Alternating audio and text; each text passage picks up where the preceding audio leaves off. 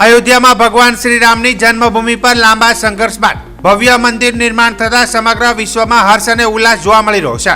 અયોધ્યામાં આગામી 22 જાન્યુઆરી 2024ના રોજ મર્યાદા પુરુષોત્તમ ભગવાન શ્રી રામજીની પુનઃ પ્રાણ પ્રતિષ્ઠા મહોત્સવને લઈને સમગ્ર વિશ્વમાં શ્રી રામ જન્મભૂમિ તીર્થક્ષેત્રે તરફથી મોકલવામાં આવેલ અક્ષત લઈને ખાસ આમંત્રણ આજે ધાનેરા નગરમાં દરેક હર ઘર પહોંચે તે માટે કાર્યકરોની મોટી ટીમ તેમજ રાષ્ટ્રીય સ્વયંસેવકો તેમજ વિશ્વ હિન્દુ પરિષદના સ્વયંસેવકો કામે લાગી ગયા હતા।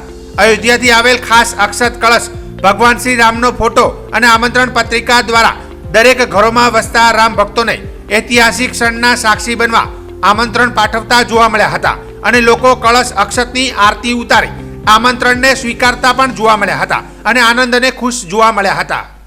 જય શ્રી રામ।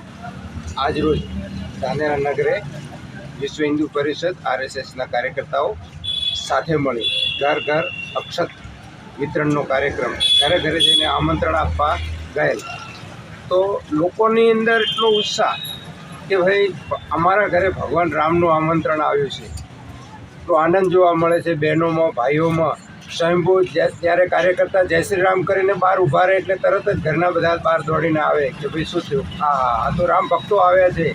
સરસ સરસ સારો આવકાર મળે છે, નગરની અંદર સારો માહોલ છે। દરેક મોહલ્લા શેરી અને નગરના દરેક વિસ્તારમાં રામ ભક્તો આજે અક્ષત લઈ અને ભગવાન રામની પૂર્ણ પ્રતિષ્ઠા નિમિત્તે ઘેર ઘેર અક્ષત વિતરણનો કાર્યક્રમ પૂરજોશમાં ધાનેરા નગરે ચાલી રહ્યો છે।